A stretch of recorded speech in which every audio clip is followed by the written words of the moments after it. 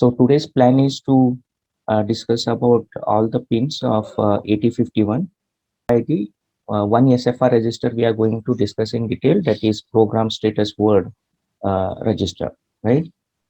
So in 8051, so it comes with various packages. Now the layout of this, the package of 8051 is DIP package, dual inline package, right? And in the market, we are also have 8051 in quad flat package.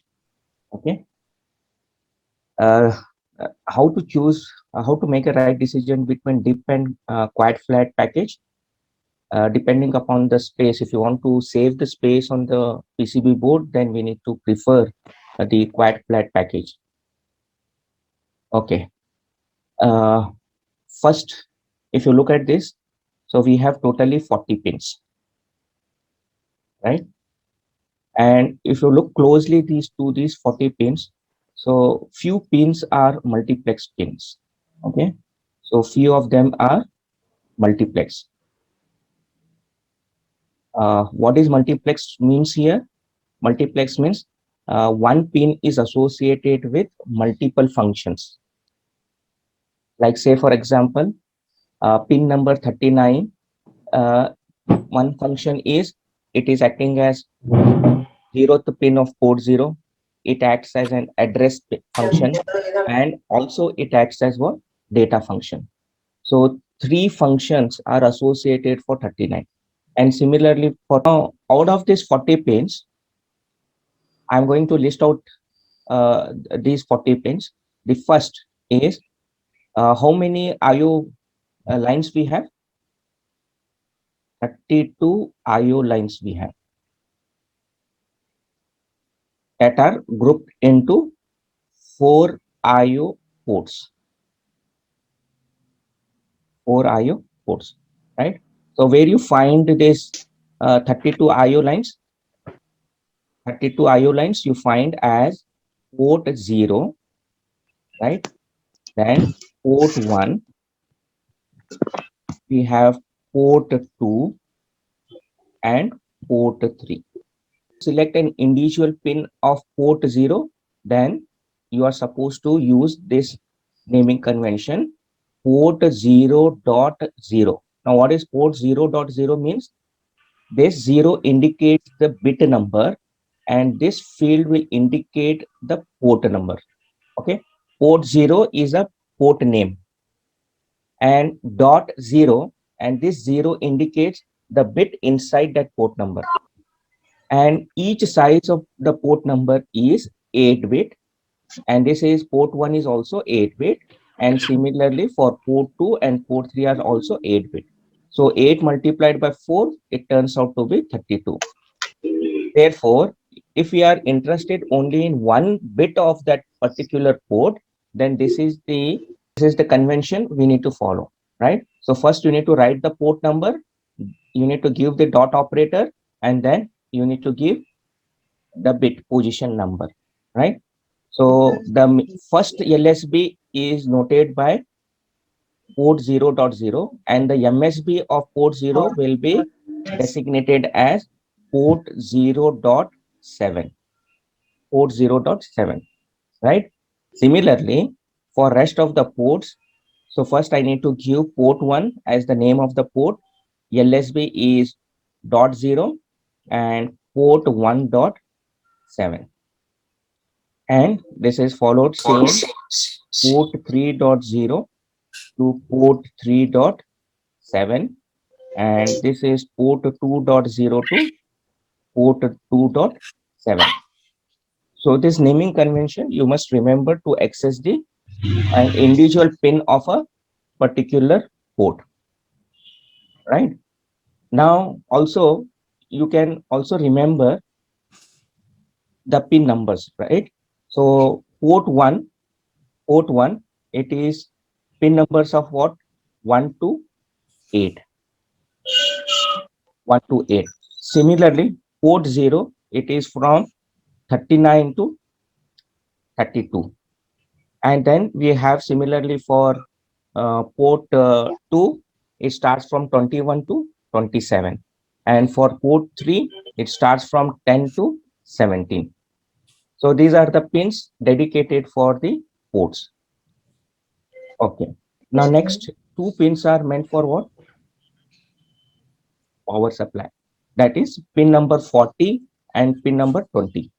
So power supply means you will get two rails. One is VCC rail and the other is ground to make it a closed path, right? So VCC ground. So pin number 40 and pin number 20. Now, when we talk about 8-bit CPU, 8-bit CPU, then it must have 8-bit of data lines because it is going to process 8-bit at a time. So therefore, I will write, so it has 8-bit data. So totally we have 32 IO pins. Then we two pins are reserved for what?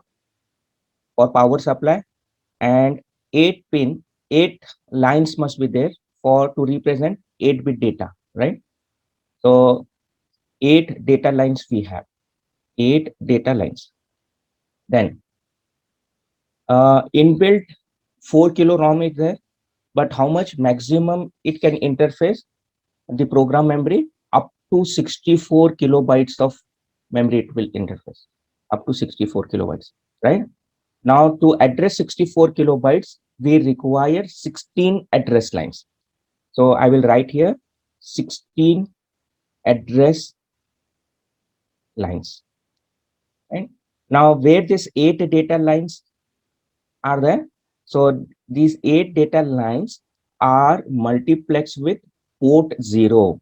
So I will write here multiplex with port 0. Meaning to say that pin number 39 to pin number 32 will have port 0 as an IO, or it can act as an data lines respectively. Okay, from D0 to D7. So it has been multiplexed now. Similarly, address lines. So how many address lines we have? 16 address lines. But the available ROM memory on chip is 4 kilobytes, which will require only 12 address lines. But in 8051, they have kept 16 address line so that if on-chip ROM memory is not sufficient, then I can interface the external program memory, and the external program memory size maximum will be 64 kilobytes, right? So for 60, why they have restricted to 64 kilobytes? Because they have defined here only 16 address lines. Now, where are these 16 address lines? So these 16 address lines are multiplexed. Again, the lower address 8-bit, that is from A0 to A7, it is multiplexed with again port 0 pins. And the higher address pin, that is A8 to A15, it has been multiplexed with port 2 pins. It is multiplexed with port 2 pins. Now, how many serial COM ports we have in this? How many serial COM ports we have?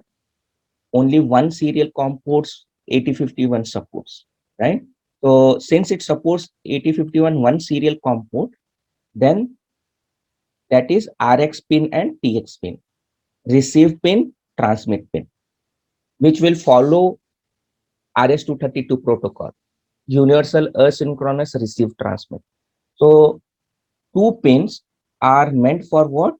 RX, TX, receive transmit, that I call it as serial COM port. Then how many timers we have in 8051? We have two timers. This 8051 has two timers.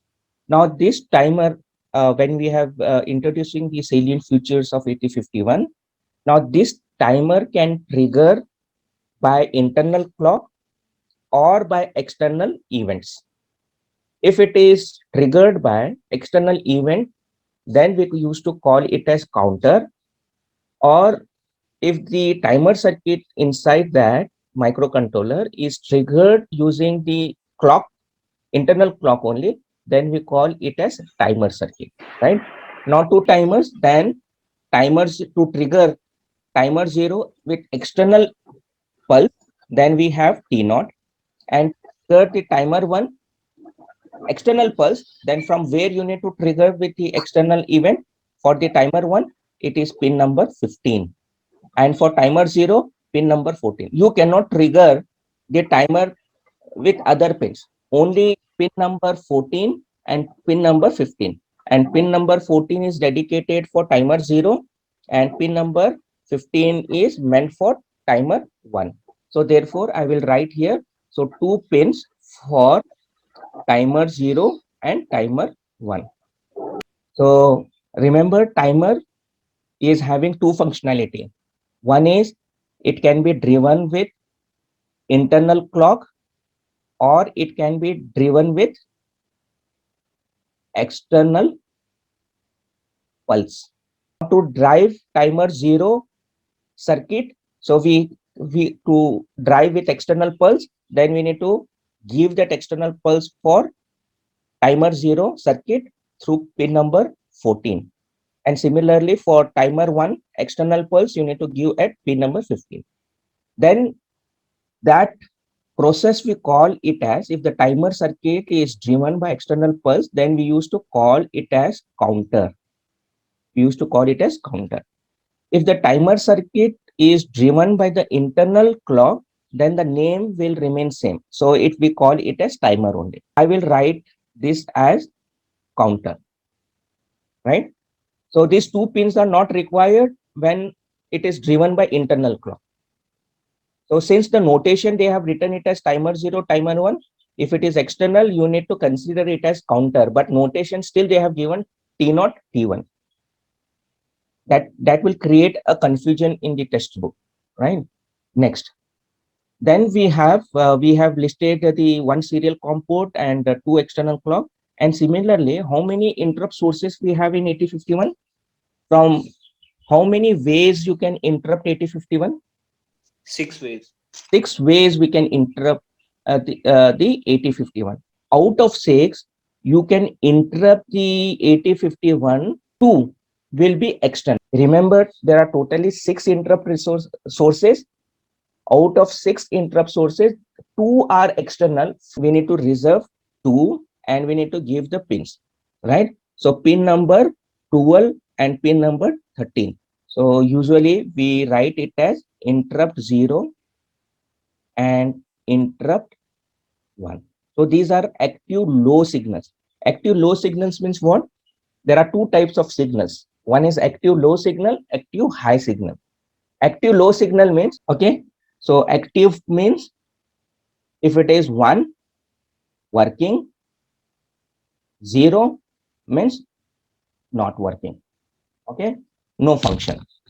Then this is active high, right? Active low means what? Active low signals.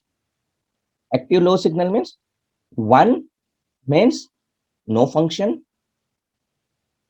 or not working, and 0 means it is functioning, right? Function. So whatever the function it has, right? So that function it will execute. And how to represent active low signal?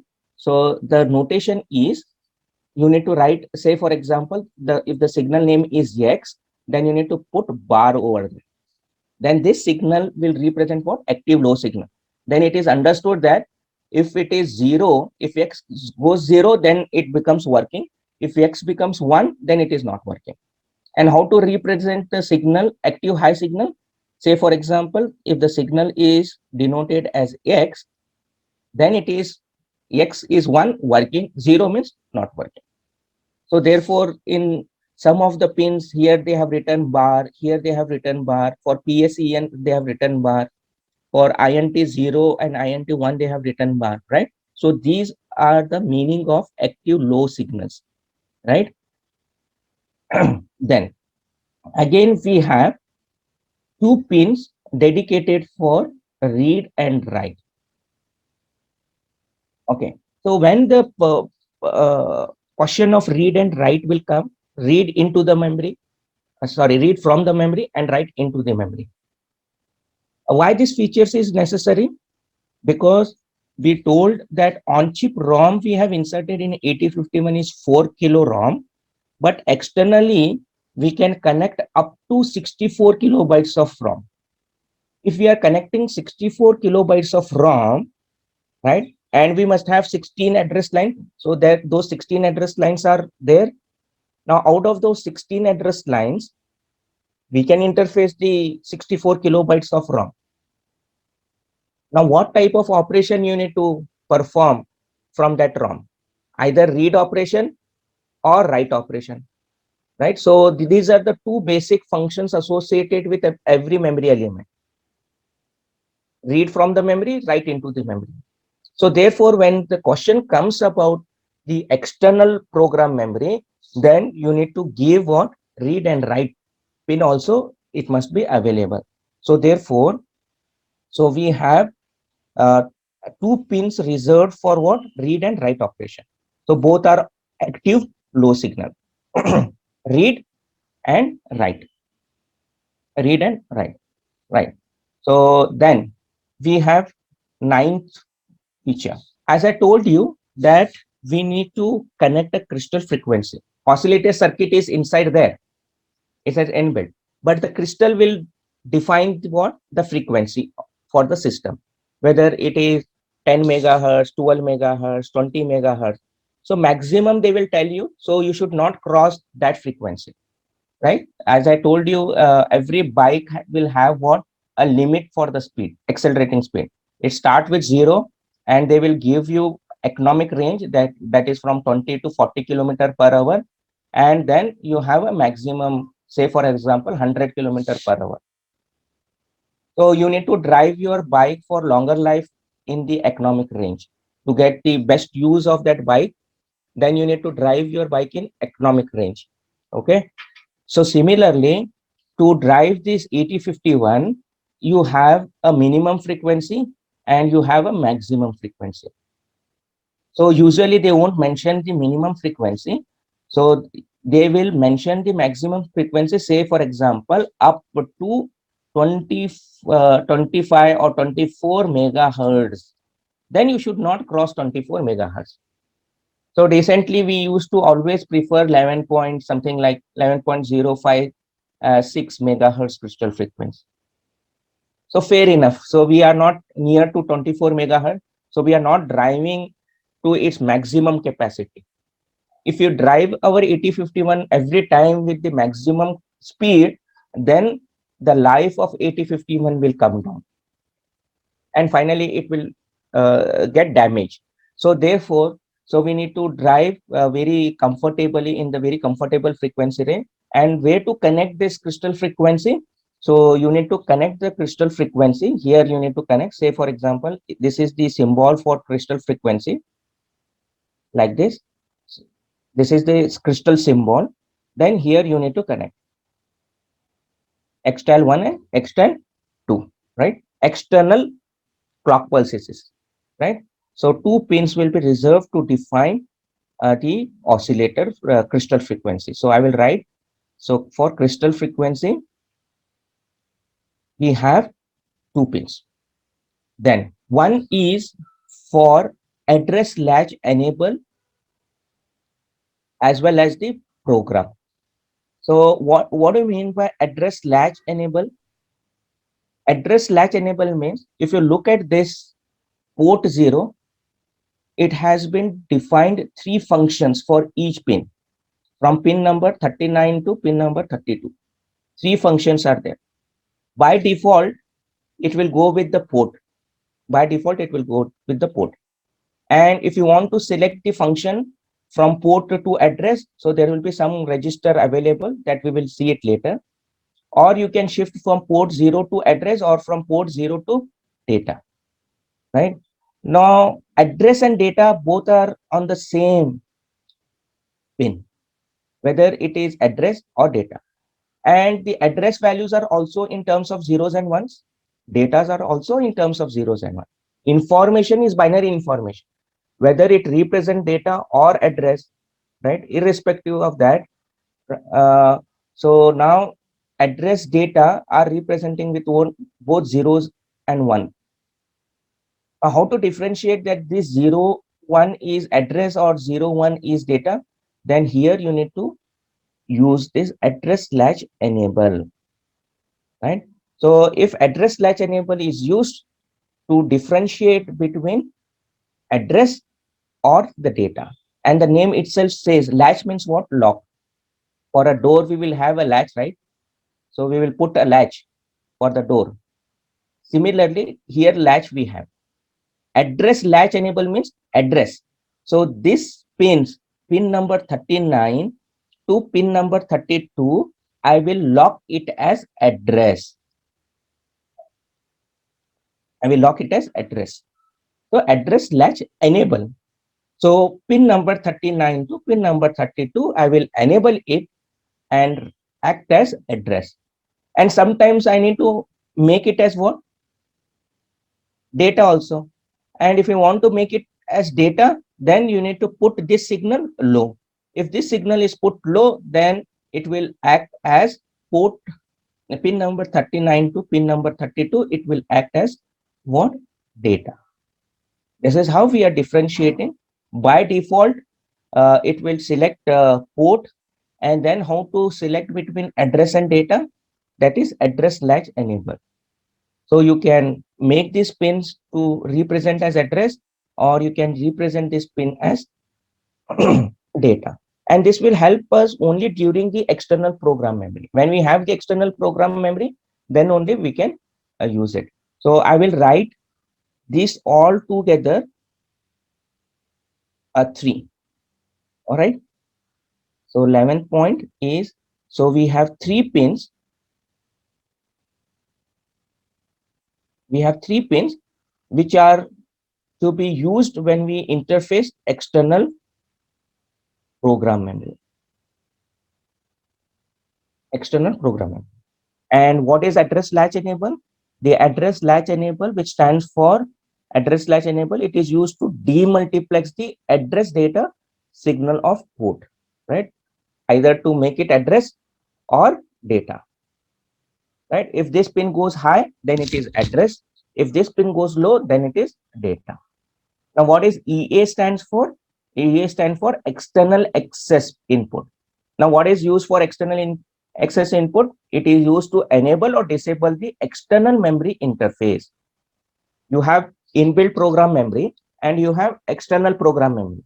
And if both the program memory, if you are using, right, the addresses what you are generating also match with the internal program memory as well as the external program memory, then you need to decide whether you are using external or internal program memory. So enable the disable the external memory interface, right? Now, what is PSEN, program store enable? It is used to read a signal from the external program memory. The status of external program memory, if you want to read that one, then we are going to use. So program store enable, EA and ALE, and rest of the pins we have discussed in more in detail. Okay, start listening. 32 IO lines, they are divided into 4 IO ports. 32 IO lines or 4 IO ports. Very good. 2 pins for power supply. So 2 for power supply. 8 data lines. 8 data lines. Then 16 address lines. 16 address lines. 2 pins for serial COM port. 2 for serial COM port. Serial COM port means RX, TX, okay? And yes. 2 pins for timer, external timer. External, okay? That we call it as counter. Timer. This is counter 0 and counter 1. But in notation, still we will write it as T0, T1. But you need to read it as counter 0, counter 1. Okay. 2 pins for external interrupt resources. 2 for external interrupt resources. What are the name?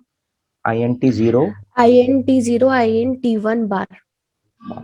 active low signals. Fine. 2 pins for read and write. Pins for read and write. When we 2 use read pins and write for pin, when we have to write or read something from memory, external memory. yes. So when we have external program memory, then only this will come into picture. Okay. Then 2 pins for oscillator crystal frequency. oscillator crystal frequency.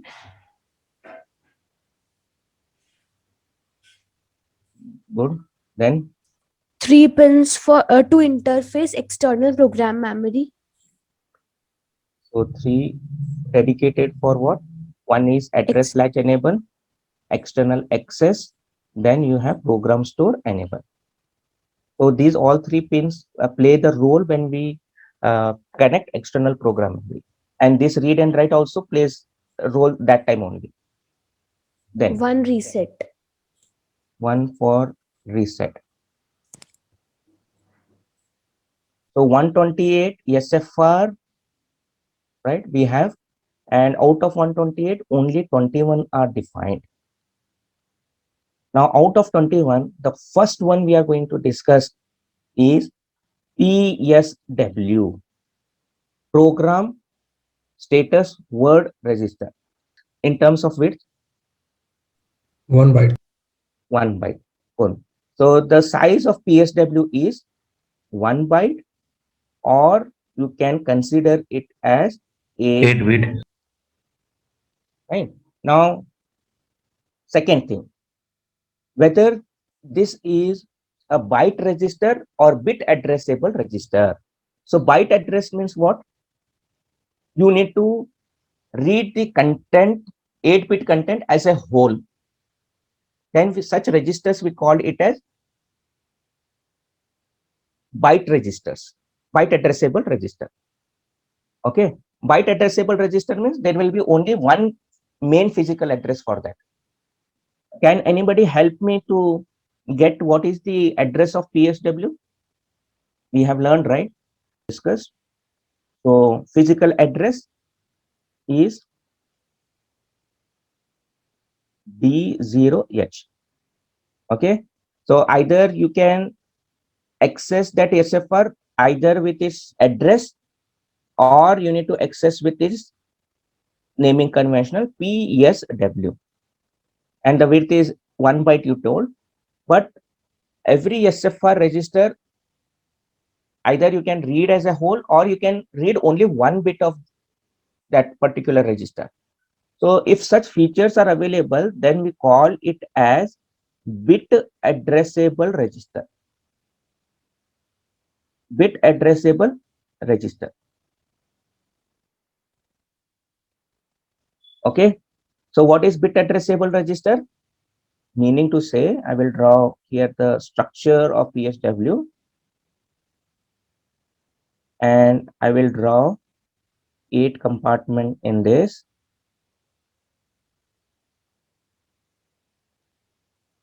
The name of this register is PSW. Either you call this, access this content of this memory location with PSW, or you can use D0H.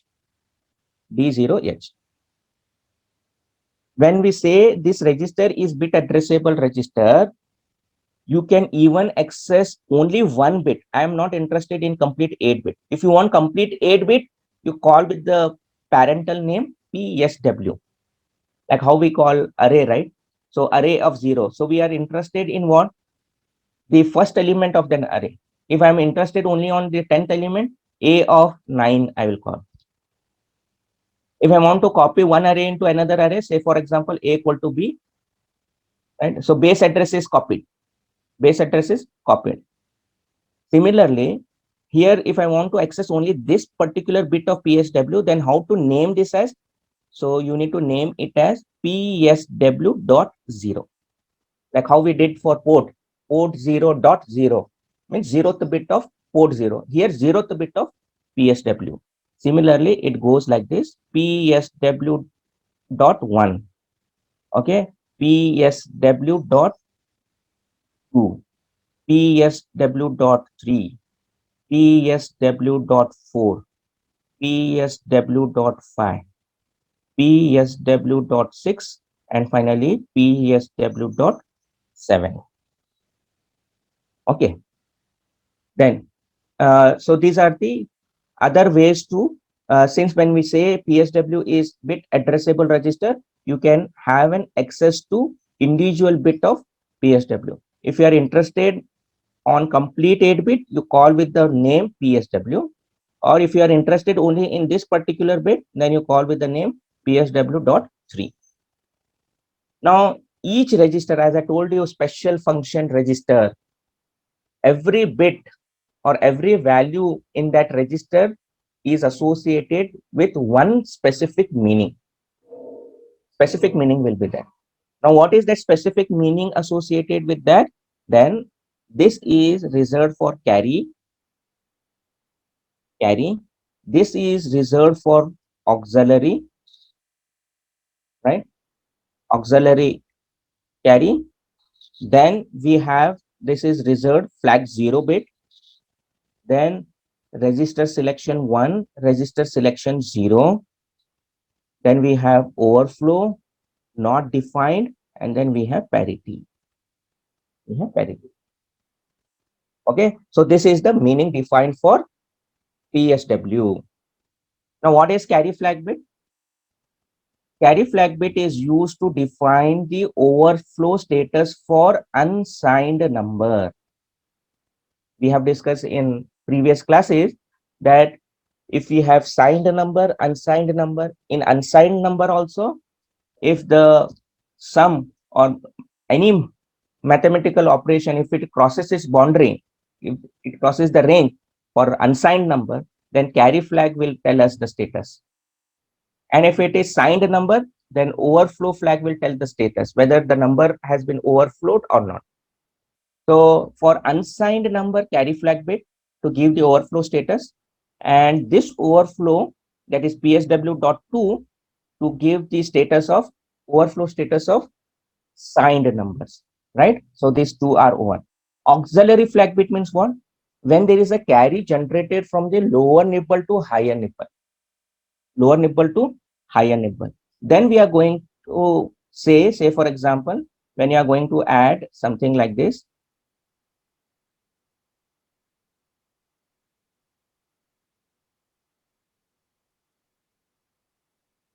so 1 plus 1, 1 plus 0, 1, 1, so 2, so here 2. So this is lower nibble, and this is higher nibble. See, the carry has been generated from lower nibble to higher nibble. Then we say it is auxiliary flag bit is set to 1. Auxiliary flag, right? So it has many application. Why we need to test whether the carry generated from lower nibble to higher nibble, that application we'll see it later. How we have seen the application of carry flag bit? Carry flag bit means there will be a carry from the MSB bit. From the MSB bit, if there is a carry, then it indicates that the unsigned number has been overflowed. And for overflow flag bit, there is a carry from 6th bit, right? From 7th bit to 8th bit. If I start with 0, then this will become 6th. If I start with 1, then we need to count it as 7. So we should always represent the lower bit from 0, right? So that is the overflow flag bit. So auxiliary flag bit over, and this is reserved for what user flag it is. So it don't have any meaning. F0, user can define the meaning, like how the manufacturers have defined the meaning for this bit of PSW.7.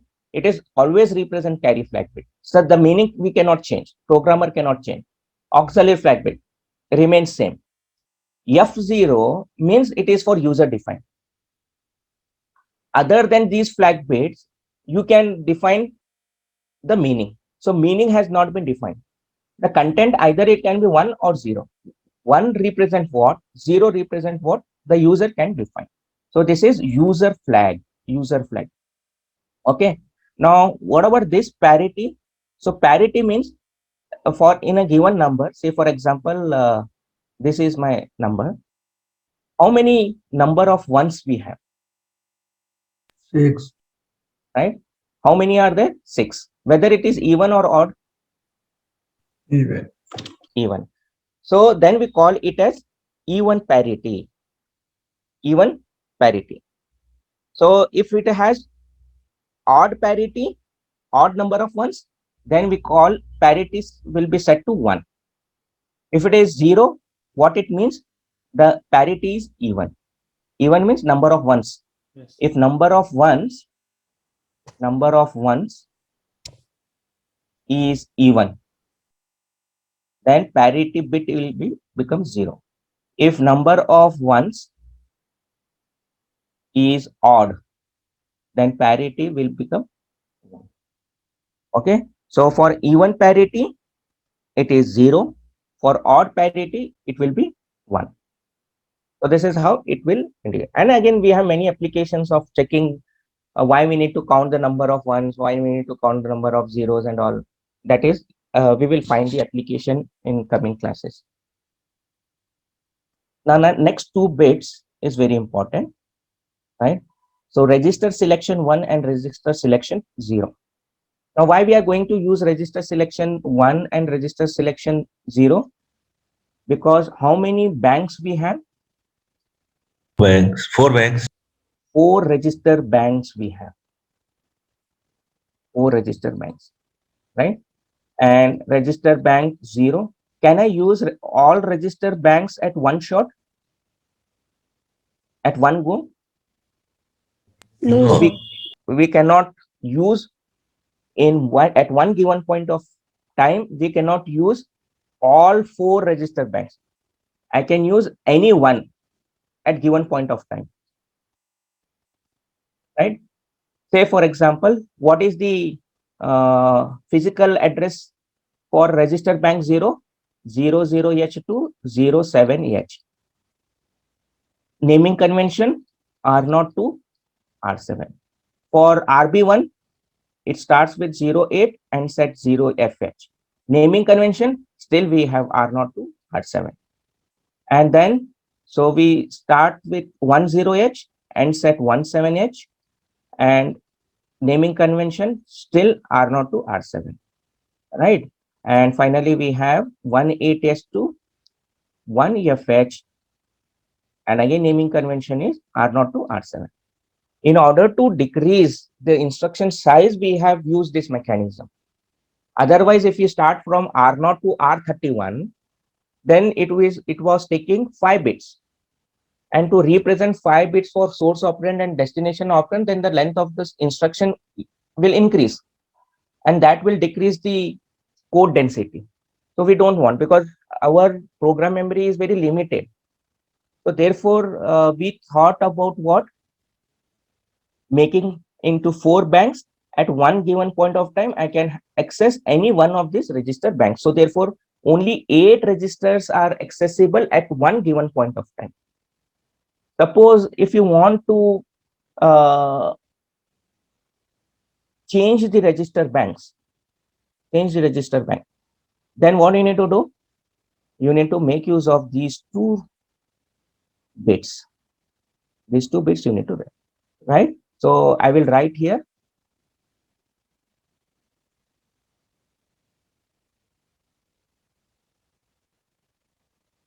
register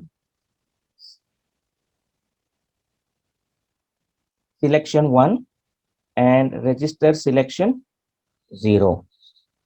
Or register selection 1, if it is 0,